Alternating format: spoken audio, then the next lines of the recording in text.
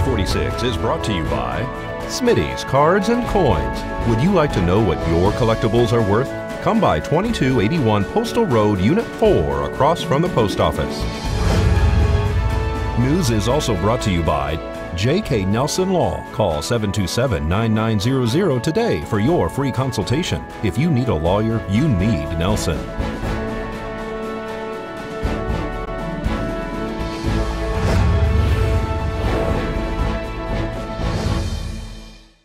Tonight on News 46, fireworks filled the sky as we celebrate the birth of a nation. Several people are injured in vehicle collisions. And severe storms cause havoc throughout the town. News 46 starts now. You're watching KPVM News 46 with Deanna O'Donnell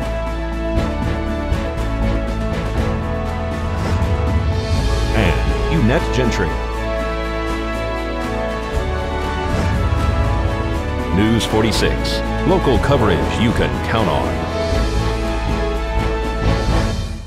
Good evening. It's Tuesday, July 5th, 2016. I'm Deanna O'Donnell. And I'm Eunette Gentry for News 46.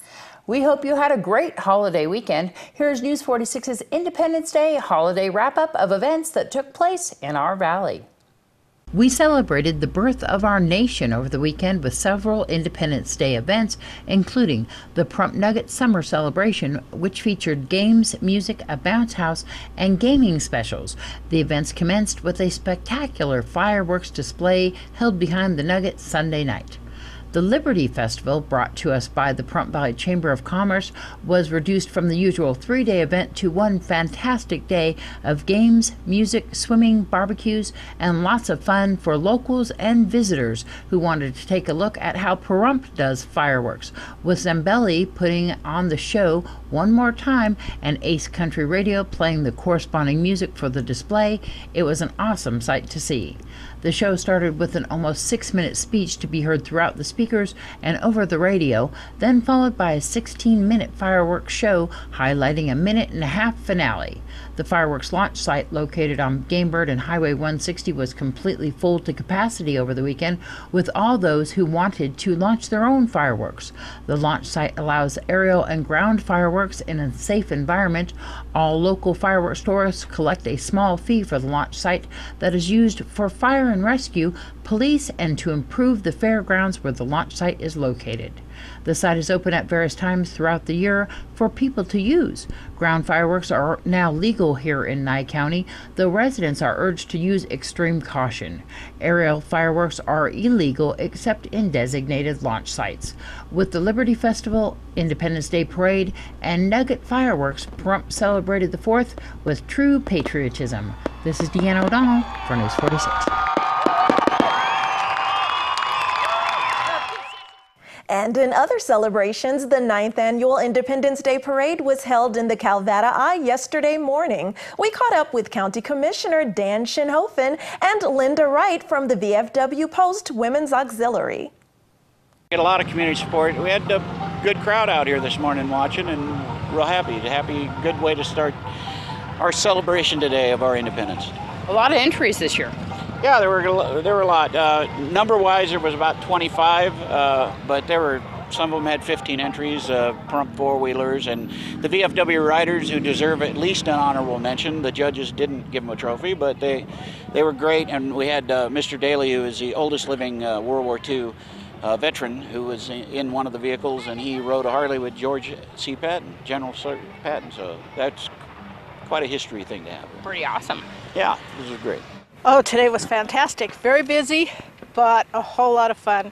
And I want to thank everybody for coming out, all the participants, and just all the spectators. It was just wonderful. It was a real nice day out here today. It was beautiful. The weather cooperated and everything, just slight breeze to make everything just perfect. What is the floats or the entries judged on? What's the criteria?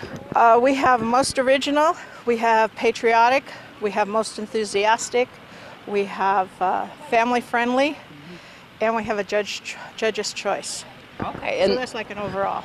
And all those trophies, once again, are all provided by the Valley Signs. Yes. And so I know that we had a number of winners today, and some of them actually have won in years past. Yes, they have, and that's how good they are. And we're hoping to have a lot more participants, so we have more of a pool to judge by for each parade. All right, and then next year we'll have it here again in the Calvada. Next year we'll have it here again, and a big shout out to the VFW for putting on the pancake breakfast, which was a great success again, as always, and they'll be back. And 2 vehicles caught fire on the 4th. One appears to be intentional. Here is Fire Chief Scott Lewis with this report. Just as the Town of Pahrum's fireworks show commenced, literally within approximately 1 minute, we were dispatched a report of a fully involved vehicle fire, possibly intended or an intentional act. It was on Wheeler Pass, so approximately 7 miles outside of the town borders, but going up into the mountains. You could actually see the fire from Station 1. We dispatched a engine company, a brush truck, and a medic to that area, and found that in fact they had a fully involved vehicle. The occupant was known to be walking away from the vehicle. Further search, I guess, found her later by the sheriff's office. Possibly intoxicated? Don't know the circumstances of that individual and or why that fire or how that fire occurred. As it was out of our area, it's actually being handled by BLM and their law enforcement division. And then a second vehicle fire at the fireworks launch site. Yeah, later that evening we were dispatched for a second vehicle fire down at the fireworks, the shooter site, and located down on the fairgrounds. And it ended up being a bed fire on the cargo bed of a pickup truck where someone placed hot material in that bed and set the liner on fire. Crews made quick attack on it and actually found the majority of the fire was extinguished upon our arrival. And there were no injuries associated with that. It was not related to the use of fireworks. And that was a charcoal barbecue grill that they decided to put back in their truck when the coals were still hot. That's my understanding. They took that hot little barbecue grill and placed it on the bed liner and then set the bed liner afire. And then the driver wasn't in the area at the time. Some bystanders had called it in and said that the car was on fire. Yes, and they were able to make short fashion of extinguishing that fire since it hadn't extended. Exactly. The driver was arrested shortly after. It's my understanding, yes, that the sheriff's office found some kind of warrants or something along those lines, and that driver may have been arrested on the scene. Was there any other fires? There were numerous brush fires as a result of the use of fireworks throughout the valley over the 3-day period.